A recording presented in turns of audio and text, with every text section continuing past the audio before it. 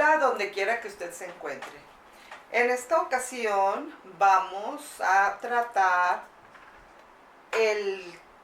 sobre el título Tiempos finales, séptimo sello del Apocalipsis. Bueno, cuando nosotros estamos hablando del séptimo sello del Apocalipsis aquí en tiempos finales, tenemos que recordar varios elementos bíblicos que nos van a ayudar a ponernos en perspectiva. Y recordemos que estamos viendo las series de juicios apocalípticos de una manera paralela ya a las primeras ideas acerca de las 4 principales teorías acerca del momento del arrebatamiento, para ir introduciéndonos también al tema que viene después de los juicios del Apocalipsis. Bueno, una primera idea que yo necesito dejar en su mente es esta. El número 7, séptimo sello, es símbolo de plenitud y totalidad en las escrituras. Y su uso es un uso común. Por ejemplo, si ustedes tienen su Biblia ahí, sería bueno que la fueran considerando. Por ejemplo, Génesis 1:1 nos habla, o bueno, el capítulo 1 de Génesis nos habla de los 7 días de la creación. Y si nos vamos a Génesis 4:15, pues vamos a ver 7 castigos, 7 vacas en el capítulo 41 y versículo 2, 7 espigas en el capítulo 41, versículo 5, 7 sacerdotes, 7 bocinas y 7 vueltas en Josué capítulo 6, versículo 4. 7 sietes en Daniel 9:24, 7 iglesias en Apocalipsis 1:4, 7 espíritus en 1:4, pues obviamente de Apocalipsis, 7 candeleros en 1:12, 7 estrellas en 1:20, 7 pastores en 1:20, 7 cartas en los capítulos 2 y 3 de Apocalipsis, 7 sellos en 5:1, 7 ángeles en 8:2, 7 trompetas en 8:2, 7 cabezas en 13:1, 7 plagas en 15:6 y 7 copas en 15:7, etcétera, etcétera, etcétera. Entonces, quiero que vayamos a la lectura de Apocalipsis 8, versículo 2. Estamos, recordemos, en el séptimo sello. Y vi a los 7 ángeles que estaban en pie ante Dios, y se les dieron 7 trompetas. En cuanto a la importancia del servicio de los ángeles después del arrebatamiento de la iglesia, hay un autor, Lockyer. En este caso, Lockyer está siendo citado por Wilfredo Calderón. Ustedes saben que yo ya en ocasiones pasadas les he recomendado ampliamente el libro del hermano Wilfredo Calderón. Y yo se los recomiendo a ustedes para lo largo y lo ancho de todo el libro de Apocalipsis, porque es muy difícil encontrar un autor serio que maneje con tanta propiedad todos estos elementos que son tan importantes para llegar a su comprensión bíblica. Y entonces, desde mi punto de vista, el libro que yo recomiendo otra vez a lo largo y a lo ancho de todo Apocalipsis es Apocalipsis, un mensaje escatológico, del hermano Wilfredo Calderón. Él ya está en el cielo, pero su libro se puede conseguir. Entonces, en este caso, cuando yo digo una cita donde él está citando a otro autor, pues por derechos de autor yo se los voy a decir. Y en este caso, él está citando a Lockyer y dice que Lockyer, hace ver lo siguiente: que la palabra ángel aparezca a más de 70 o en más de 75 veces en el libro de Apocalipsis, fíjense bien, más de 75 veces en el libro de Apocalipsis, es una prueba de la prominencia del ministerio angelical en el proceso de la revelación de los propósitos finales de Dios para el mundo. Y entonces nosotros podemos ponernos a pensar en este tiempo. En este tiempo la iglesia no tiene, digamos, la necesidad así grande o sencillamente no tiene la necesidad de depender de los ángeles en una magnitud como la que está citando aquí Lockyer.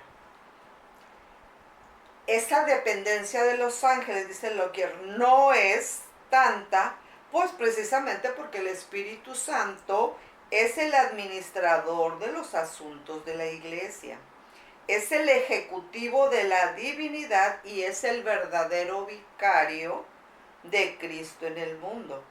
Pero después del arrebatamiento de la iglesia, los ángeles nuevamente asumirán un papel sobresaliente en la ejecución de los edictos divinos. Entonces aquí sí tenemos que ser muy claros al señalar que no se está diciendo que al momento del arrebatamiento de la iglesia también va a ser arrebatado el Espíritu Santo.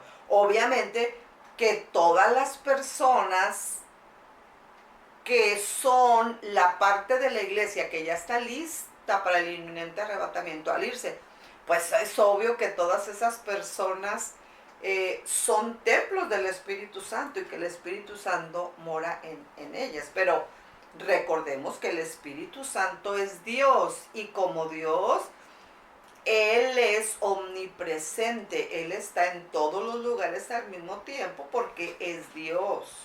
Entonces tiene ese atributo de la omnipresencia.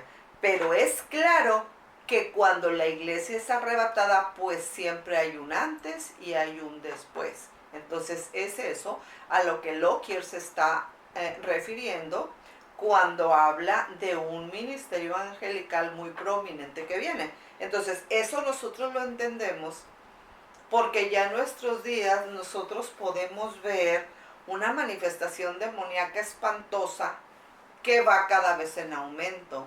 Y entonces también viene, pues aquí nos estamos refiriendo, claro, a cuando la iglesia ya ha sido arrebatada, viene un ministerio angelical de parte de Dios de una manera prominente. Entonces, pero ahora centrémonos en esa media hora de silencio en la creación que tiene que ver con el séptimo sello. Entonces, la creación se queda muda. Hay un silencio sepulcral porque a Juan le está siendo revelada la visión donde aparecen los 7 ángeles que están a punto de tocar cada uno sus trompetas. Y entonces, el momento es único y es espectacular, porque el último sello del libro, estamos hablando de la primera serie de juicios apocalípticos, había sido roto y lo que se esperaba era el sonido de las trompetas con sus respectivos juicios. Lo que podemos entender es que el Todopoderoso ordenó este silencio para que todas las criaturas angélicas y humanas en el cielo, en la tierra y debajo de la tierra estuvieran atentas a lo que sucedería a partir de ese momento. Por eso, si ustedes van analizando conmigo los momentos más predominantes o más prominentes en el libro de Apocalipsis, que tienen que ver, claro, directamente con la semana 70, han sido tomados como momentos en los que dice que es donde viene el inminente arrebatamiento. Bueno, para nosotros viene antes de que empiece la semana 70, es decir, antes de que sea abierto el primer sello. Pero, por ejemplo, la postura preira que vamos a ver más adelante dice que el momento del arrebatamiento viene entre el sexto y el séptimo sello. Y una de las razones que ellos manejan es que ese silencio es como un parteaguas, porque lo que viene es un detalle que es básico para entender esa teoría. Pero bueno, ahorita nos quedamos nosotros en que nosotros como pretribulacionistas decimos, la iglesia no entra a la semana 70, es arrebatada antes de que empiece la semana 70 de Daniel, es decir, antes de que sea roto el primer sello. Entonces, el silencio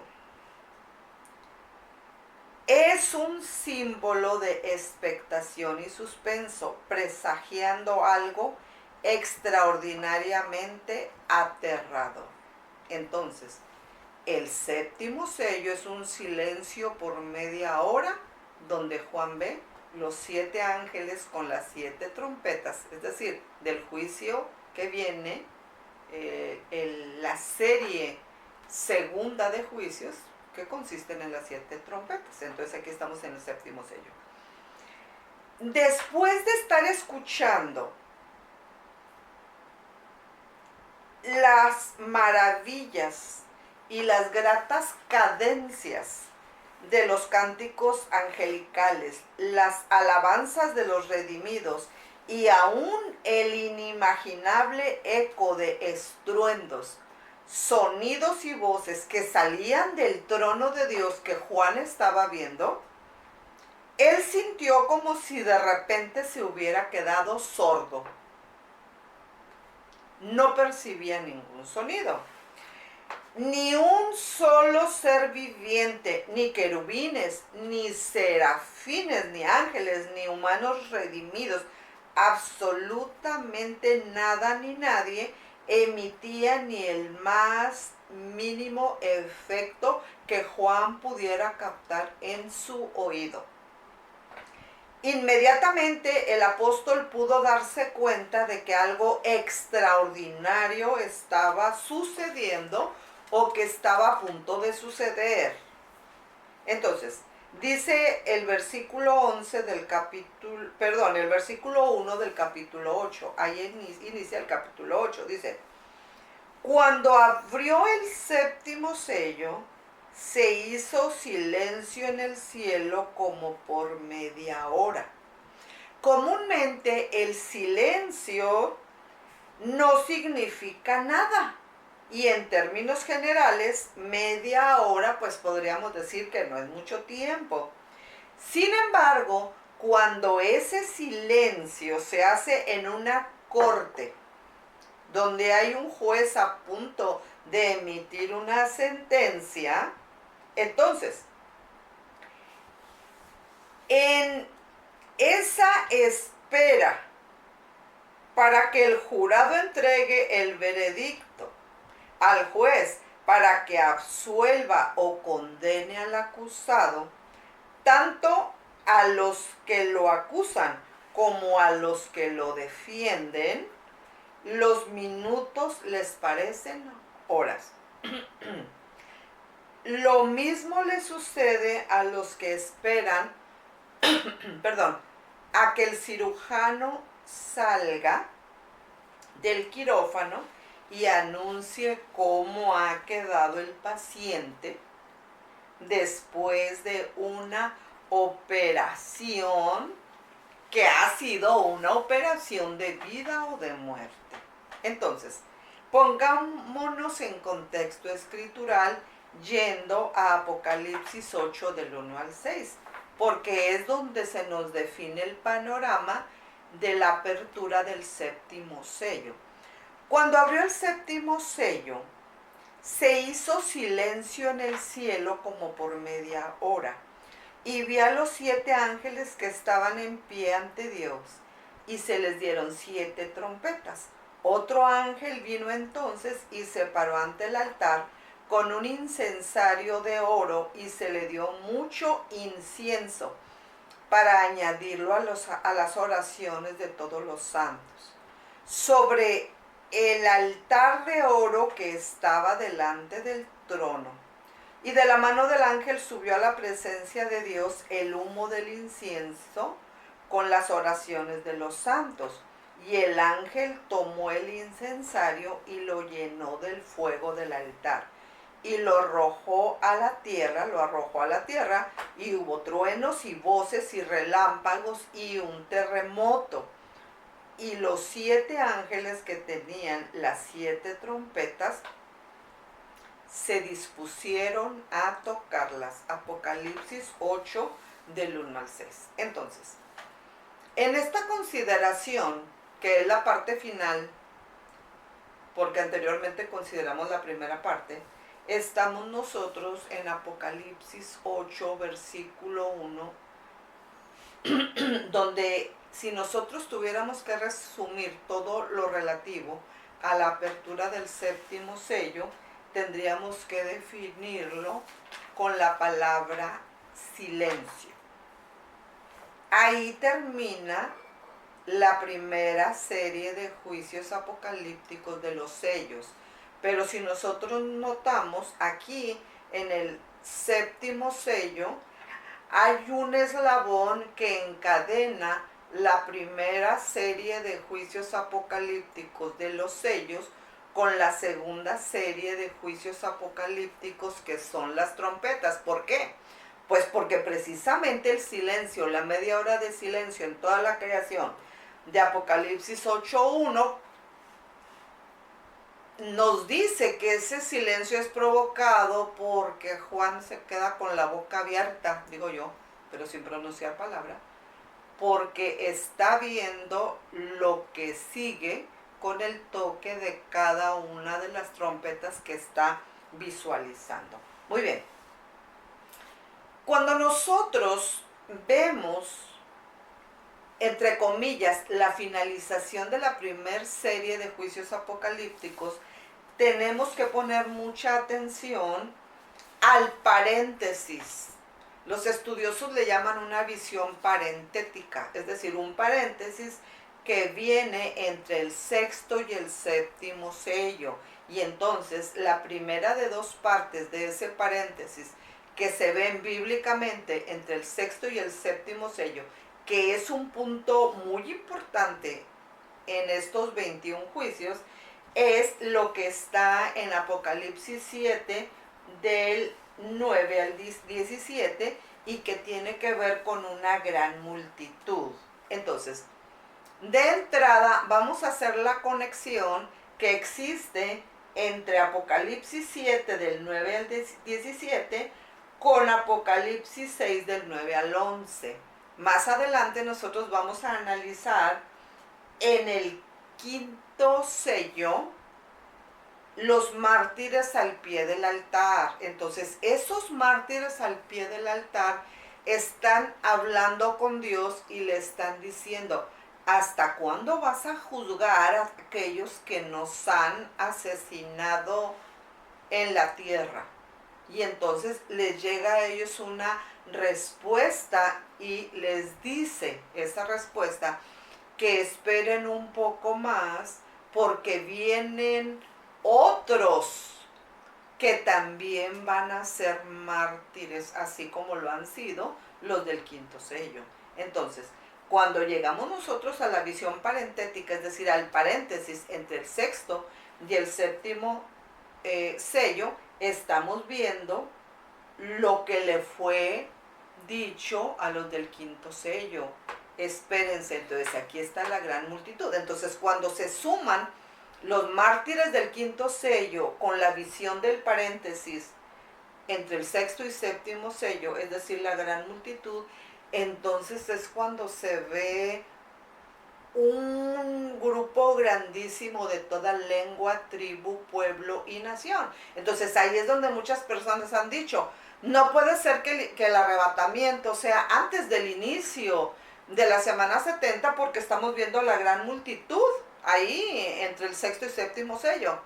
Pero la respuesta es que esta gran multitud en la que están añadidos los mártires al pie del altar del sello número 5, son los mártires de la tribulación.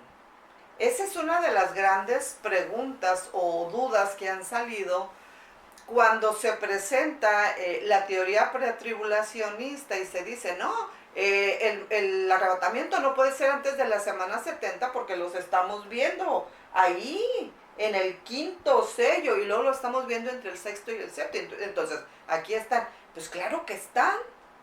¿Por qué?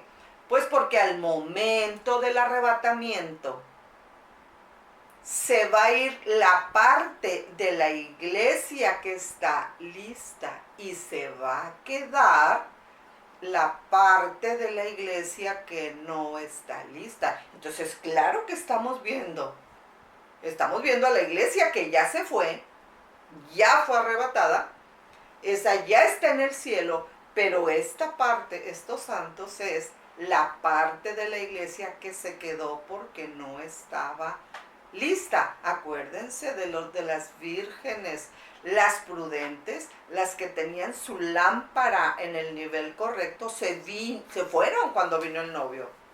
Entonces, estos que ahora están como mártires, claro, que alcanzaron la salvación, gracias a Dios, pero son los mártires de la tribulación, ¿ok? Entonces, vamos aclarando las situaciones. Entonces, cuando nosotros ya entramos a la gran multitud, es bien importante que nosotros tengamos en nuestra mente esto.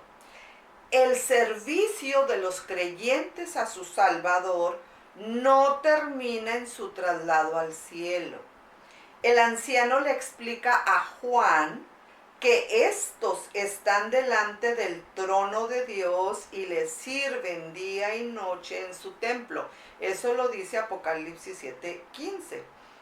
Pero el servicio a Dios nunca es en vano. Eso lo dice 1 Corintios 15:58. Todo lo que usted haga para la gloria de Dios le va a ser recompensado. A cambio de este servicio sacerdotal en el templo celestial, el Señor concede a esta multitud las siguientes bendiciones: protección y comunión. El que está sentado sobre el trono extenderá su tabernáculo sobre ellos, dice el capítulo 7 y versículo 15. Fíjense, después de haber sido víctimas del odio y de la violencia del mundo, ahora Dios será su refugio permanente, pues han sido víctimas. Son los mártires los que van a ser muertos en la semana 70. Pero ahora Dios será su refugio permanente. Viene para ellos, claro, una provisión espiritual. Dice el capítulo 7 y versículo 16. Ya no tendrán hambre ni sed. Salen de un mundo azotado por el hambre y por la escasez. Pero ahora el Señor saciará todas sus necesidades. Absolutamente todas sus necesidades. Hay una refrescante renovación para ellos. El sol no caerá más sobre ellos, ni calor alguno, dice Apocalipsis 7:16. Hay un cuidado pastoral divino, dice 7:17, porque el Cordero que está en medio del trono los pastoreará. Quizá ellos o algunos de ellos hayan sufrido como ovejas que no tienen pastor, pero ahora Jesús, el buen pastor, cuidará de ellos, pero no es lo único.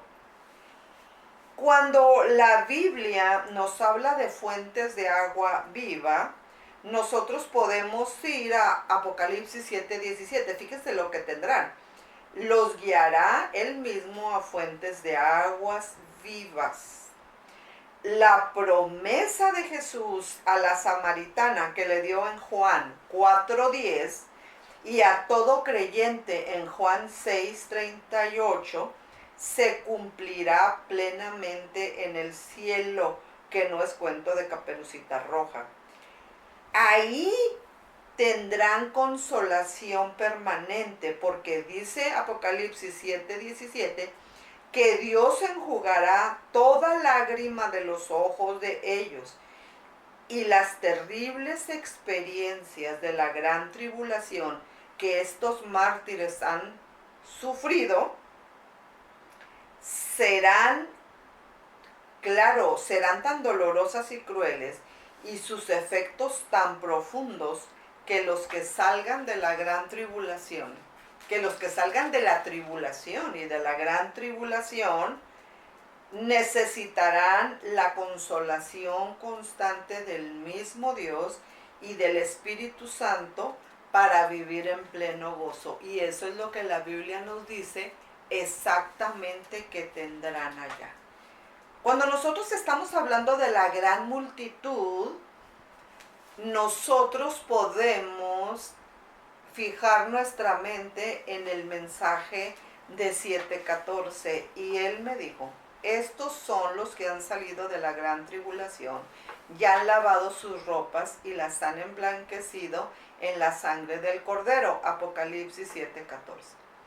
La frase gran tribulación es la traducción de las palabras griegas tlipseos teis megalis, o muchas veces se dice comprimida, megatilipsis, una expresión de labios de Jesús mismo, porque habrá entonces gran tribulación, cual no la ha habido desde el principio del mundo hasta ahora, ni la habrá.